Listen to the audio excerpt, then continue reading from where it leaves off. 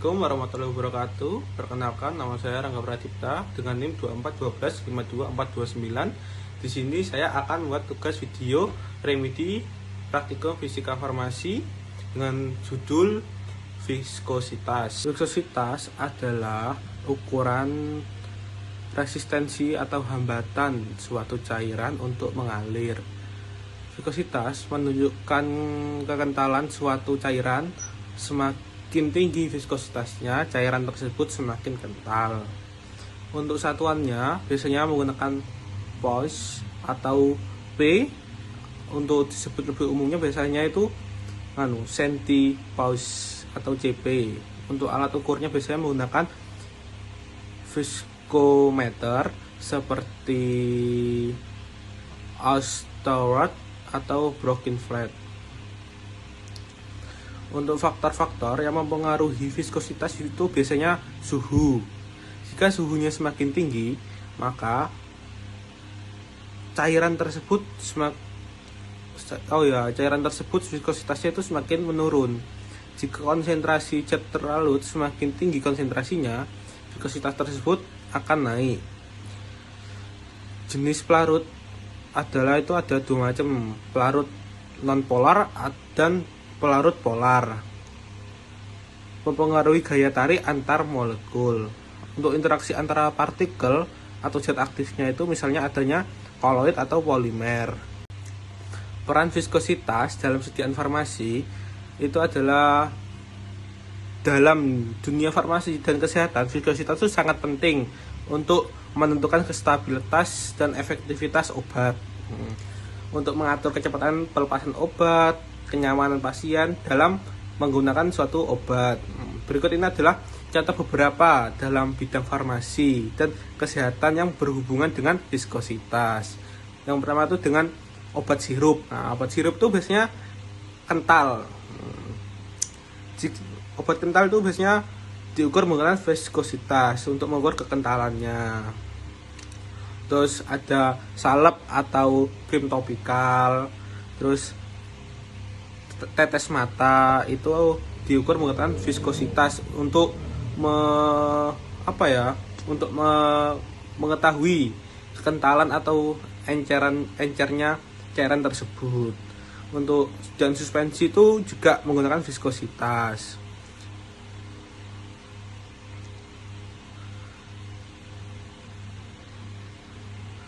Untuk cara kerjanya viskometer itu adalah, pertama itu nyalakan dulu viskometernya, terus pilih spidol yang sesuai dengan ukurannya, misal spidol nomor 1 sampai 4 untuk tipe LV. Nah, itu dipasang ke poros secara perlahan agar tidak miring. Terus masukkan spidol ke dalam sampel cairan. Nah, itu pas memasukkan itu di dalam spidolnya itu, cairan tersebut di dalam beker sampai mencapai tanda batas. Aturan kecepatannya itu RPM-nya itu sesuai dengan jenis cairannya yang diuji. Terus tunggu beberapa saat sampai pembacaan itu di layar itu stabil sampai full gitu ya, yang titik-titik itu sampai ke atas. Terus catat nilai viskositas yang muncul itu dalam suatu centipounds atau CP atau MPAS. Cara kalibrasi viskometer Brock-Flat itu kalibrasi dilakukan untuk memastikan bahwa hasil pengukuran viskositas tersebut akurat dan sesuai dengan standar.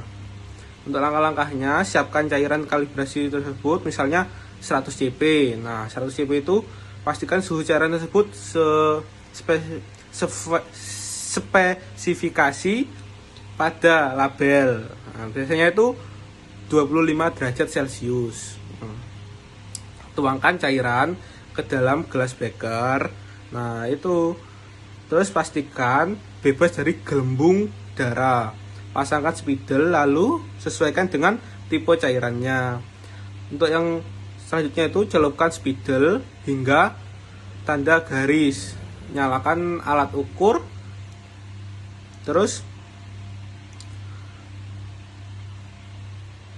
atur kecepatannya itu sesuai spesifikasinya, cairan standar. Nah, itu gitu teman-teman. Terus tunggu hingga pemisahan distabilkan.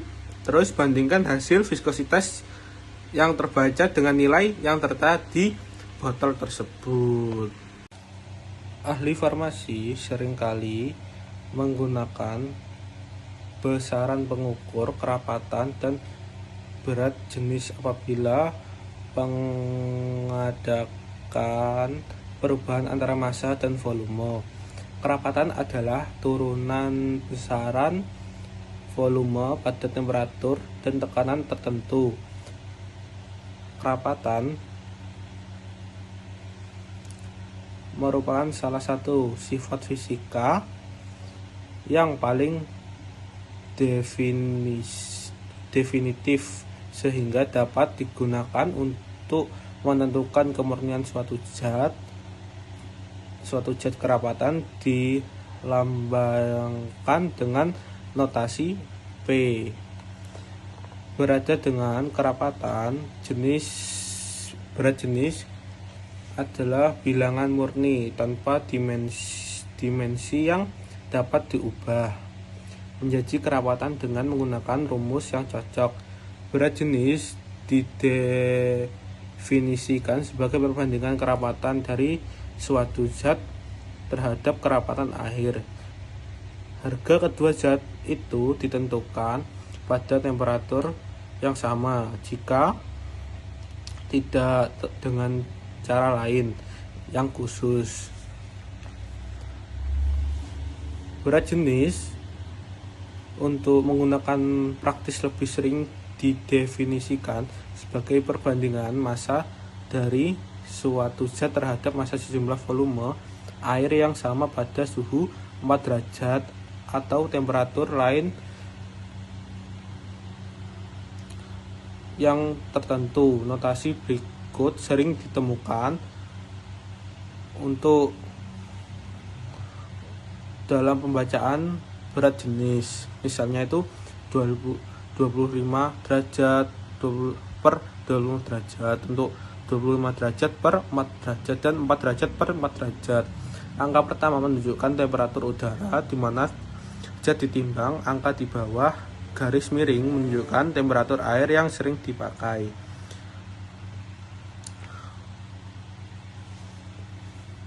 Untuk cara kerjanya itu, penentuan volume piknometer pada suhu percobaan itu ditimbang piknometer yang bersih dan kering dengan seksama dengan menggunakan timbangan.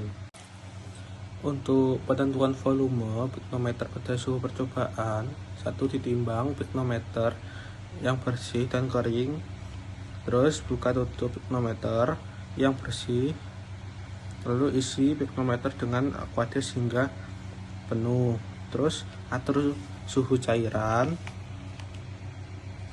dalam piknometer pada suhu 25 derajat Celcius dengan cara mencelupkan termometer ke dalam piknometer lalu diwadahi dengan cawan petitris berisi es batu. Setelah suhu sesuai, lalu tutup kembali piknometer dengan penutup piknometer. Terus untuk diusap air yang menempel pada dinding luar piknometer dengan tisu, kemudian dengan tisu lalu dipindahkan. Untuk prosedur kerjanya itu, pertama itu timbang piknometernya yang kosong, lalu masukkan aqueous ke dalam piknometer yang diketahui berat hingga penuhnya itu. Terus ditimbang massanya untuk menentukan massa air. Terus lakukan hal yang sama untuk larutan gliserinnya itu 5%, 10% dan 15%. Terus tentukan massa jenisnya. Untuk rumusnya itu massa dibagi volume. Mekanisme terjadinya perubahan dalam suatu reaksi kimia dan kecepatan reaksi dapat diterangkan dengan teori kinetika dan keseimbangan kimia. Untuk mekanisme reaksi kimia menerangkan melalui langkah-langkah manakah suatu zat bereaksi berubah reaksi berlangsung. Laju reaksi suatu reaksi kimia biasanya didefinisikan sebagai perubahan konsentrasi zat yang ikut serta dalam reaksi persatuan waktu. Misalnya untuk reaksi A plus B menjadi B. Laju reaksi untuk persamaan ini menunjukkan bahwa laju reaksi suatu kimia berbanding terbalik terhadap waktu dan berbandingan lurus dengan konsentrasi. Untuk hasil percobaan membuktikan hasil reaksi tidak selalu berubah fungsi linear dari konsentrasi zat reaksi. Untuk cara kerjanya, hubungan antara kecepatan reaksi dengan konsentrasi HCl itu biasanya menggunakan tabung reaksi 3 tabung berurutan dengan 5 mili larutan larutan HCl 1N 10N dan 10N dan dimasukkan satu potongan aluminium foil yang berukuran kecil, itu segini, itu sekitar 5 x 5 mm ke dalam masing-masing tabung reaksi tersebut. Untuk catatan waktunya biasanya habisnya hilangnya aluminium foilnya itu dalam larutan HCl dicatat. Lalu buatlah kurva antara waktu yang digunakan untuk reaksi sumbu Y dengan konsentrasi HCl sumbu X. Nah, untuk hubungan antara kecepatan reaksi dengan temperatur itu ambillah 3 tabung reaksi masing-masing isi 5 mili larutan HCl 6N. Terus tambahkan pada tabung pertama 1 potong aluminium foil yang berukuran sama. Amati dan catat waktunya sampai potongan aluminium foil tersebut habis. Dengan suhu diprediksi